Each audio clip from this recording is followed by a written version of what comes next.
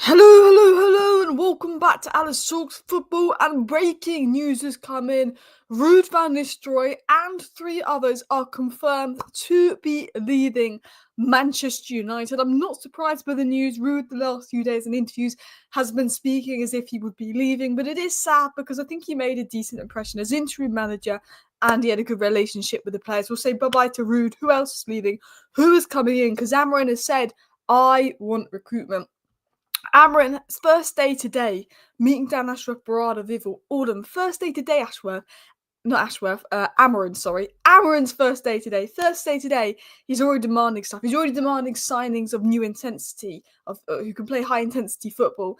Amorim is making demands. Ruud is gone. Amorim made the call to get rid of Ruud and three others, bring in 5 of his own coaching staff, talk about the January window, exits, signings. He has big demands from Ineos, and I absolutely like that. We're going to talk about Garnacho, some news on him. We're going to talk about Coenda, a guy from Sporting that could come to United. We're going to talk about transfer plans. We're going to talk about Casemiro's interview on his form on United, what's going on, and more. So look, I apologise for bottling that intro. I was just speaking really fast, and to be honest, I had a lot on my mind. But please do go ahead and hit that like button. And of course, subscribe down below if you're new. Belieber is too expensive. Just go for Luca Gorna. I tell you what, Belieber has been growing on me this season, but you know Brighton are going to ask for a fortune. You absolutely know it as well. Shame to see Ruud leave, but it's up to Amorim and what he wants. I agree. Ruud, in fairness, is a head coach in his own right and will not be long before he's back in work, 100%. I just think he got on so well with the players. Lindelof and Anthony Santos looking for January exits. Apparently, Amorim has already approved an Anthony January exit, but that didn't come out from the most reliable source. I don't think the first thing Amorim said when he came to United was sell Anthony. I think they've probably had conversations and he probably has an idea what he wants to do with Anthony, but I doubt the first thing he's going to say to Ineos is sell Anthony. I'm sure those kind of meetings will come later on, but we've been linked to Coenda, we've not been linked to Diamande, we have been linked to Franco Mastrano, and we have been linked to Naipan.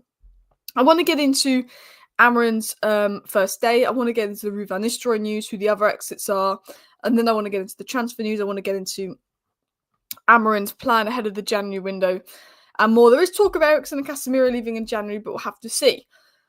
So, this is the breaking news. Ruud van Nistelrooy, René Hake, and Jelle ten Rouwelaar, can't say his name, and Peter Morel have all left United. So 4 big exits, the most notable, of course, being Ruud van Nistelrooy. Ruud van Nistelrooy is leaving United. Ruben Amorim has decided he will not be part of his backroom team. And Sporting's analyst Eduardo Rosalino is also joining United with Ruben Amorim. So Ruben Amorim has confirmed that Ruud van Nistelrooy is not going to make part of his team, so Ruud van Nistelrooy has been told that he is leaving United. It's a shame in the sense that Ruud van Nistelrooy is leaving, but at the end of the day, he's either going to be in Amorim's team or he's going to be a nuisance to Amorim's team. And if Amorim doesn't see him valuable in his team, we have to respect that decision from Amorim and give him what he wants. I think Ruud, knowing the club and having a good connection with the players, it would have been maybe nice to have Ruud just from now until the end of the season to help Amorim mould him, but I can understand why he's made that decision. I love how Ruud made players in full strength. Mazraoui was comfortable left back. Do you know what I liked about Ruud van Nistelrooy? Was he played Mazraoui at left back because he knows that Mazraoui is more two-footed than Delo. He started Amad Diallo and he played Ugarte and Casemiro together. And even though Ruud van Nistelrooy didn't make massive changes, because Ruud van Nistelrooy knows he's got the manager job for 2 to 4 games. If you know you're only going to be an interim manager for 2 to 4 games, there's no point trying to implement your own style of football and completely change it. Ruud van Nistelrooy knew what Erik ten Hag wanted to do. He knew what Erik ten Hag was trying to do in training, and he kept the same principles of that. But the things that needed to be fixed, out of possession structure, giving a bit of defensive stability, he fixed. The other thing that needed to be fixed was just the mentality, the confidence, the excitement of the players. Apparently, according to Bruno, he put a lot of emphasis into trying to make training a happy, fun environment again and get players to enjoy themselves. The third thing he fixed was actually picking a more balanced side, playing Mazraoui left back, because I think he suits the left back role more than Delo, giving Amad Diallo a go. And I think that's one of the reasons we saw improvement. 4 games unbeaten, 3 wins. We're now 4 points off third place. 2 weeks ago, I felt that it was over. Even though Ten Hag was sacked, I felt that we were just so far off that, if Amorim gets us in the top 6, that's really, really good. Now I'm like, Amorim's coming in at a point where actually we can push that top four, and it's not over in regards to top four. Like, Amorim's coming in where actually a lot of teams are dropping points. So it's like actually that positivity I feel like is coming back to United as well. He gets off the plane and he's like, sell Anthony. Yeah, that's why I don't believe the report coming out today that he apparently has already gone to Ineos within 10 minutes of being here, told them to sell Anthony, and Ineos have already briefed the media that. How does one said reporter with no credibility know that he got off the plane and he said, I want Anthony gone? You know, he probably does want Anthony gone, but I think we'll get more context on who he wants to stay and go further down the line as well.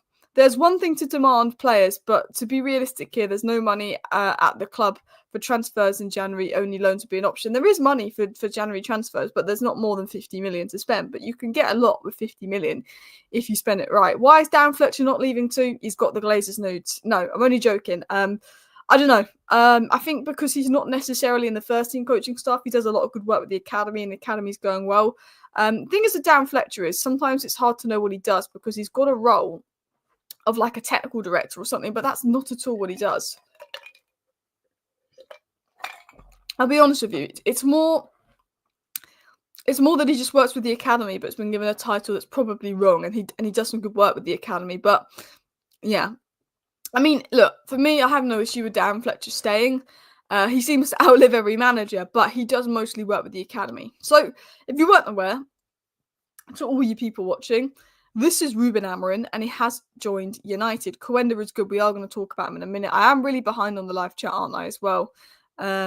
Yeah, someone said Luke Shaw could go. I think they will sell him in the summer. Get Chokerez done. I think we'll look at him in the summer. We're not going to go for any sporting player in January, apparently. We're going to wait to the summer. So I don't know if there's probably like a gentleman's agreement there between United and Sporting because we're taking Amorim that we leave them alone to the summer. I think Ruud will end up a good manager. I think so as well. But as you can see, this is Ruben Amorim and Omar Barada. Ruben Amorim arrived at United today, spoke to Omar Barada. There's a nice arrival video of him. I'll play it later. Meeting the chefs, all of that. He's been at United. He's had his initial meetings with Ashworth, Bivol, Barada, made the decision on Ruud van Nistelrooy, met the staff and all of that. He can't start official work and training until his visa is approved, but he is here. This is him here as well. But as I said, he always stays low. Darren Fletcher to remain at Man United in coaching capacity continues to be linked between first team and academy. Considering that the academy's been so good, I have no issue with Darren Fletcher staying because he is mostly going to work with the academy. Like that's what Darren Fletcher does. He does mostly work with the academy. So I'm not too bothered about him staying. Alice, what is your thoughts on that video of David Coote? Yeah, guys, quickly, this is very off topic.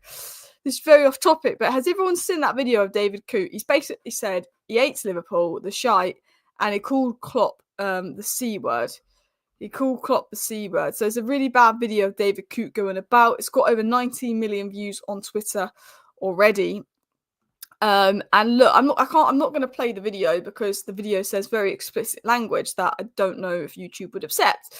But David Coote, had Old Trafford in his background on a Facebook. So there's always been a few questions that he didn't like Liverpool. But basically, David Coote is the guy that when Pickford fouled Van Dijk and got Van Dijk badly injured, David Coote was the ref. Didn't get Pickford in any trouble for that. Cody Gakpo was through on goal and got brought down. David Coote didn't care, didn't give a foul, or anything like that, didn't send him off. When Rodri handballed it and it was the Liverpool City title race that was going right to the final day and it was a really obvious penalty against Man City, David Coote didn't give that really obvious penalty against Man City and we were like, oh, Man City VAR. Rodri handballed it and it should have been a penalty against City and City could have dropped points and Liverpool could have won the league. That was a decision that could have generally got Liverpool to win the league. When Odegaard handballed it versus Liverpool last season, again, he let Odegaard get away with that. He's made a lot of decisions that have gone against Liverpool, and the Man United fan and me, free coup, he did nothing wrong. The Man United man and me, Man United fan in me, yeah, it's like, lol, poor guy. But to be honest, everyone's saying the Premier League have been exposed. The Premier League is corrupt. Do you know what? He called Jurgen Klopp the C word because Jurgen Klopp had to go at him for no reason once. I think many refs probably think Jurgen Klopp was the C word, because Jurgen Klopp used to lose his mind and shout at referees. Now, the stupidest thing he done is say it on camera. You might not like Jurgen Klopp, but if you're saying it on camera and taking shots at Liverpool, of course you're going to lose your job. And of course it's not a good look. Now, I actually don't think he was refereeing with, plans to get Liverpool hard done by. I think he generally was trying to do his best job, and like all Premier League referees, they're not very good at their job. I don't think that he was cheating. And I'm not just saying that because I'm a Man United fan and he's probably stopped Liverpool winning a Premier League title with that Rodri decision, but I don't think he was cheating. But I do think he was an idiot to say it, and I think he's right. He's going to rightly be sacked. You can't say that on camera. If someone is videoing you, why would you say that if you're a Premier League referee? I think a lot of other Premier League referees feel the same way. And look, it could cause a big bust up in the PGMOL. It really could. But at the end of the day, I don't actually think he was cheating. I just think he's so stupid that he said it on camera that he doesn't like Liverpool. Him saying on camera he doesn't like Liverpool isn't him saying, I deliberately robbed Liverpool. He's just saying he doesn't like Klopp because Klopp was the knob shouting at him. And I think that's absolutely fair. But he has made some questionable decisions against Liverpool. But I think every single Premier League ref has made some awful, questionable decisions. It's free David Coote, don't sack him, everybody's saying. I watched the video too. That the referee just is a questionable one. He's not the one for the West Ham United game. Michael Oliver was on VAR. Michael Oliver screws us over the most. Anthony Taylor screws Chelsea over the most. And I would have said Paul Tierney screws Liverpool over the most. But, Liverpool are now using this to say that they were robbed of the Premier League title a few years ago and City won it. Yeah, it should have been a handball against Rodri. But you've got the refs and VAR both in place. So both have to agree on that decision. I don't necessarily think he was cheating, but you know what? He was definitely steaming, and he's an absolute idiot for saying it on camera. It doesn't prove anything. He's just an absolute idiot for staying on camera, and he will rightly lose his job over that. It was quite a funny video. He was clearly steaming. He was like, don't put this out anywhere, I'll lose my job. And whoever's videoed that has done him badly, because they've just gone and put that video out everywhere. And to be fair, they've made about 20 million views off it. So they can't even complain too much, can they? Too bad he was drunk. You say the truth when you're drunk. The thing is, from that video, all he's saying is he doesn't like Klopp. Klopp is no longer in the Premier League. He doesn't like Klopp, and Klopp is no longer in the Premier League. That doesn't mean that he was deliberately, making decisions that was going to ruin Liverpool. It doesn't at all. It just means that he didn't like Klopp because Klopp shouted at him, and I think a few other managers feel that way. He's just stupid enough to say it on camera, and he will rightly be sacked. But I don't actually think he's one of the worst refs in the Premier League. I could name a lot worse Premier League referees than him. I really could. I really could. And that's not me just saying that because I'm a United fan and he screwed Liverpool over as well. But let's continue into a few more stories. So if you have just joined, the context is the 4 exits have been confirmed as Ruud, Rene, Hele, and Peter. Ruud van Nistelrooy is leaving. Amorim has made that decision. This is Amorim and Barada together, giving each other a little hug. This is Amorim's first day at United. Darren Fletcher, surprise, surprise, stays. But let's talk about Amorim. Let's talk about potential transfer plans and stuff going on at United as well. Someone said now every game is knockout for Champions League qualification. What do you mean by that? Do you mean Man United have got to win every game for Champions League qualification, or are you saying the Champions League you've got to win every game? I don't know what you mean by that. Over 750 people watching. Please do hit the like button. Yes, please do hit the like button. It does help attract new subscribers to the channel, as Diego says. I'm on 97,000. Then 40 subscribers. I'm 60 away from 97.1k. I'm on that road to 100,000 subscribers and just under 3,000 to go. So please do subscribe down below if you're new as well. But let's get into the news. Let's get into the story. But I do think that the David Coote situation is quite funny. Amorim wants players with intensity. Hopefully this means we actually see players run and act. Your thing's not loading. We actually see players run and not walk on the pitch. And I agree. Do you know what? We lacked intensity versus Leicester. So this was said by Romano. From what I'm hearing, the first indication from Ruben Amorim to Manchester United directors is we need to bring players with intensity. These were crucial words he mentioned in the opening talks and meetings he had with Manchester United. And Ruben Amorim is spot on. That does not surprise me. Ruben Amorim is 100% spot on, because what we lack is players with intensity. We've massively lacked that at Man United, and we have for a while. This is what I said on Twitter. In response to this is what I said on Twitter, because you know that Leicester game? We were all right versus Leicester. We beat them 3-0. And we were the better team with the better quality. But didn't that game lack a bit of intensity? Wasn't that game a little bit boring at times? Because Ruben Amorim is spot on. From what I'm hearing, the first indication from Ruben Amorim to United directors is we need to bring in players with intensity. These were crucial words he mentioned. We lacked intensity. We beat Leicester because we were the better team, and we were set up quite well, and we countered that. But we didn't get out of first gear versus Leicester. We absolutely took our chances for a change, but we did not get out of first gear versus Leicester. We absolutely 100% lacked the intensity we needed in a Premier League game versus Leicester. It felt flat at times. If you look at Sporting's last two games, Braga, 2-0 behind to win 4-2, the intensity, the energy they gave for Ruben Amorim, the way they celebrated at the end, fantastic. If you look at Sporting versus Manchester City, that 4-1 win, the intensity, the work rate they were playing with, every Ten Hag system at United crumbled. It was bad. But one of the reasons it crumbled and was bad is because he didn't have players with the intensity to be able to actually play his system. And that's something that Ruben Amorim's probably going to learn the hard way and got to sort of get around. Man United need to sign players that are workhorses, that can cover ground, that can play at a high intensity. You look at Amad Diallo 2 days ago. When he lost the ball, he's chasing it back. You look at Amad Diallo yesterday, You know, with the first goal, Amad chasing the ball, wins the throw on, then does the back heel from the throw on, gets the assist. But every time Amad gave the ball, he was chasing it. Amad was always pressing, he was always chasing the defender. Amad brought intensity. Bruno brought intensity. They were two of the best attackers on the pitch. Mazraoui and Agati also were standouts. They brought intensity. But a lot of the other Man United players were flat. I like Højlund, I like Rashford, but they were completely flat. If Man United want to get back on winning ways, they need to be playing more intense.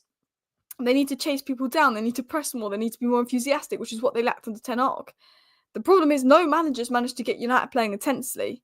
So will Ruben Amorim be the first? I'm not sure. Ruben Amorim is going to need signings in January of players that can play at a high intensity. If you look at left back, Anthony Robinson can play at really high intensity, he's fantastic, but he's not a back five player.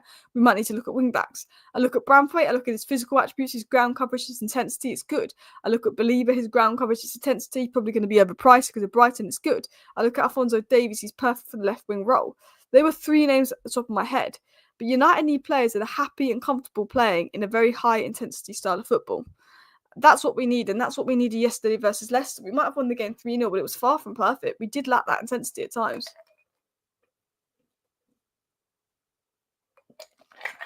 I'm trying to get my drink out, but it's so full of ice that the drink's not coming out there as well. I'm happy Bruno scoring his goals. Confidence is coming back. Yeah. I mean, look, is it coincidence that Ruud van Nistelrooy comes in, Ten Hag's out, Bruno starts scoring? I don't know. Maybe it does help having Ruud van Nistelrooy play him a bit closer to goal and in his more optimal role and not asking him to press like a headless chicken. Maybe that does help. But Bruno Fernandes looks back on form.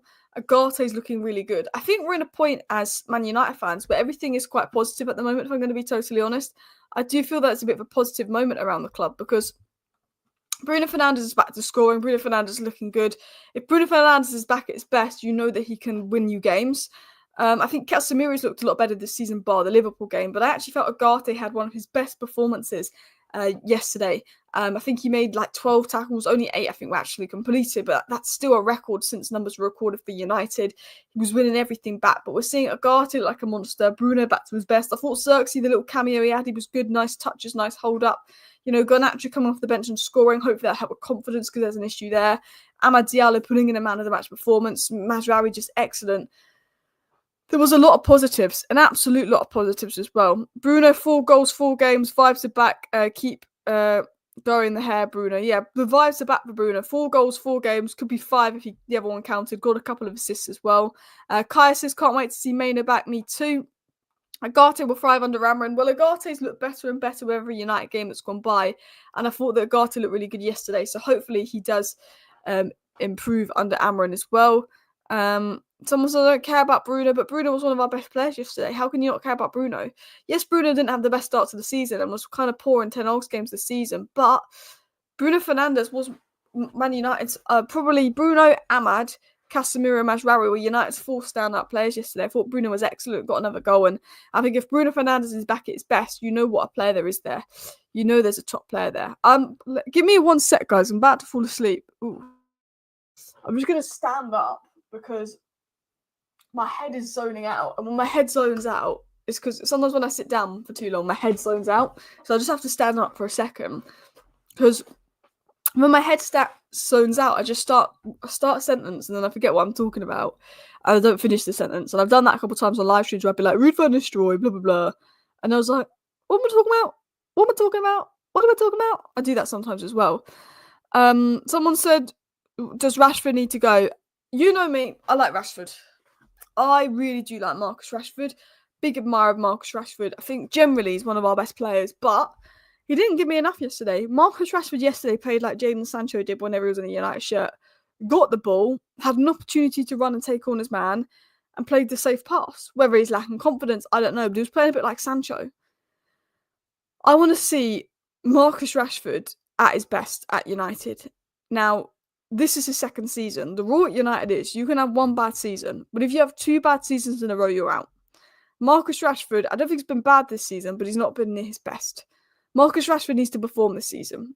Ruben Amorim is the guy I think that can get good Marcus Rashford and unlock him. I do. The way I see it is, it's now or never for Rashford.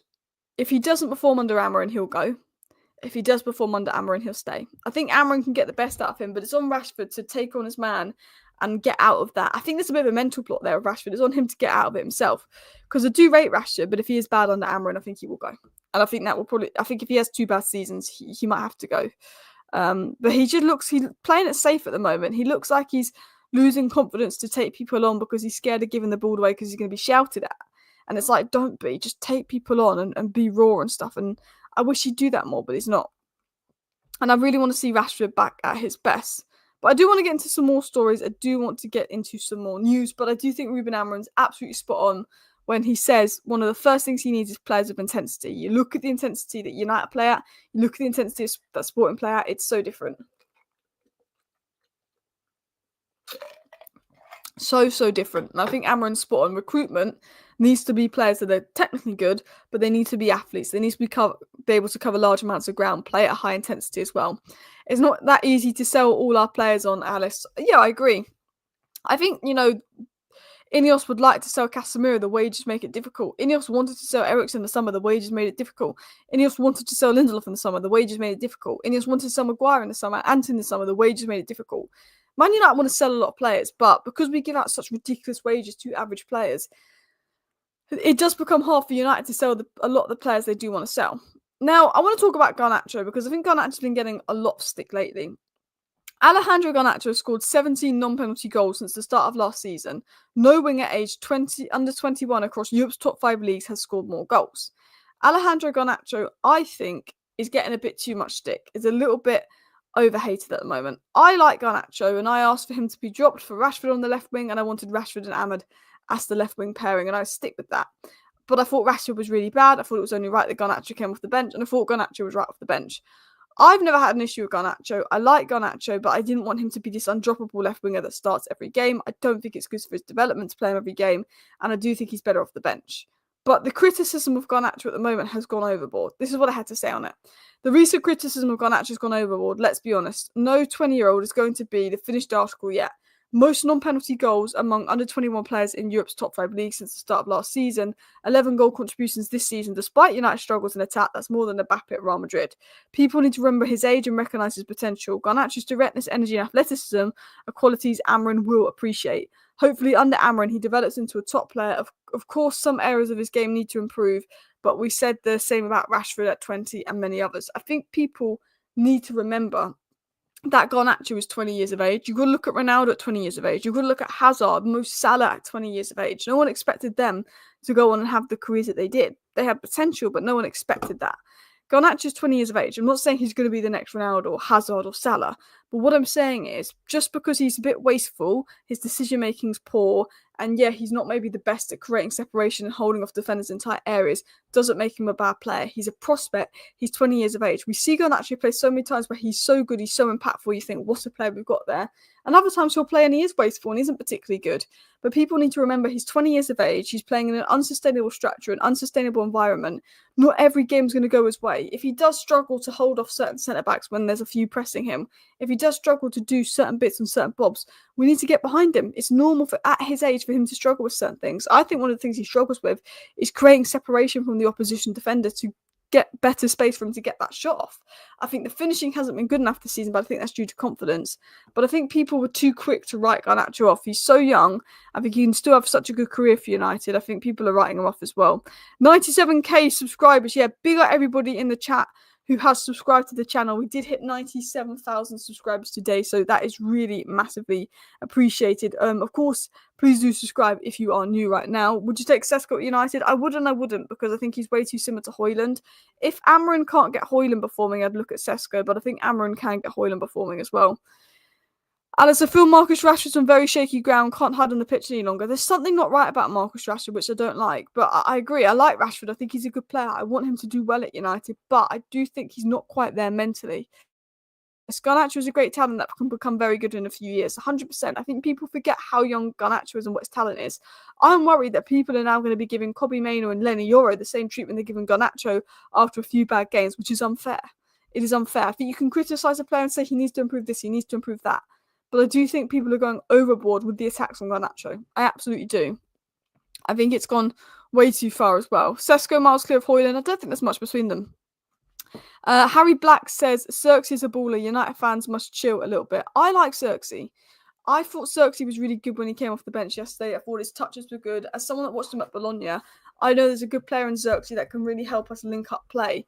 I don't know why he's getting so much stick and so much hate. I know he's not the most ethically pleasing, but he started about 6 games for United. I think the hate and stick Xerxes gets definitely needs to stop, but I don't know if it will. But I think people are already writing Xerxes off and over-hating on him, which I don't like, if I'm going to be honest. But let's get back into some more stories. Let's get back into some more news.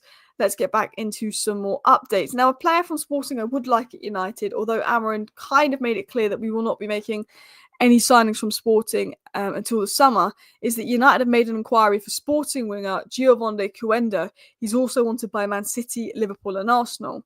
Now, I think United are going to make a move to the summer. I don't think anyone's going to make a move for the summer, but I think this could be one to watch in the summer. Not just because he's a former Amorim player, but because he's 17 years of age. We love buying those kids from Sporting, and if you look at his athletic and technical profiles, he does generally suit what we need. There is a couple players at Sporting that generally suit what we need, and Coenda is one of them. I've only watched him about 3 times this season, and he's impressed me in all 3 games. I think he'd be a really, really good addition for United, particularly because I think, Ahmad and Coenda on the right, Garnacho and Rashford on the left, that gives us decent options, because I just don't think Anthony's good enough. I think Anthony will leave in January, but you never know who's going to pay the money, who's going to pay his loan, who wants him. He's barely played this season. He's started maybe 1 game. He's got an injury now. It's looking a bit over for Anthony.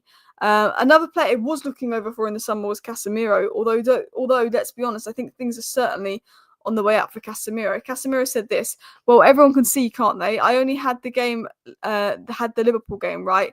The whole team was not good in that game or this season. I think it's been a good season for me. I want to continue growing. I want to continue helping my teammates and my coach, helping United grow like everyone else. Casemiro, who's been rumoured to leave, seems quite keen on staying at United and said other than the Liverpool game, he thinks he had a good season. And I agree. I think bar the Liverpool game, I think Casemiro has had quite a good season for United. David says Coenda looking very good at charging forward while also sitting back in the back 4 or at right back, which is again another thing I like about him as well. Welbeck was sold as a 23-year-old to Arsenal. We didn't complain at the time, but he could have been a good squad player. There's lots of things to mention and lots of ways to see it as well. Mason Mount looks fit, but for how long? Apparently Mason Mount is fit and ready to play, but you just know that we'll come back from the international break. He won't be on the bench and they'll be saying he's injured. I don't think Casemiro's had an amazing season, but I think Casemiro's looked a lot better this season. Compared to last season, if I was going to be totally honest. I think Casemiro was not particularly good last season. Someone said we looked at Welbeck. Did we? That wouldn't massively surprise me if we did look at Welbeck. I feel like it is a bit of a United signing. Alice said the transfer news, which ones are the ones to watch? I think Coenda's one to watch, but not for January. I think there's a gentleman's agreement to say Amorim cannot take anything in January. Someone said one thing Amorim must sort out is the injuries and do something about this, about it, as too many players getting injured. Yeah, I mean, there's a lot of injuries at the moment, but I think Ruben Amorim will look to address that as well. I like Casemiro, and I think with him in the pivot with Ugarte is helping him a bit because Ugarte can do a lot of the running. Arda Güler would be a good addition under Amorim at United. Thoughts? I 100% agree. I'd love Arda Güler at United, but I can't see that happening. Rodrigo, Arda Güler. I think Liverpool, Real Madrid's midfield, some of them are getting a bit sick of not playing, so I definitely take them. But look, I'm probably going to doze off to sleep in a minute. I can't stay awake. I am back on the red carpet in 20 minutes. So guys, please hit the like button. Of course, subscribe down below if you're new. Thank you for watching today's news stream. See you next time. Bye.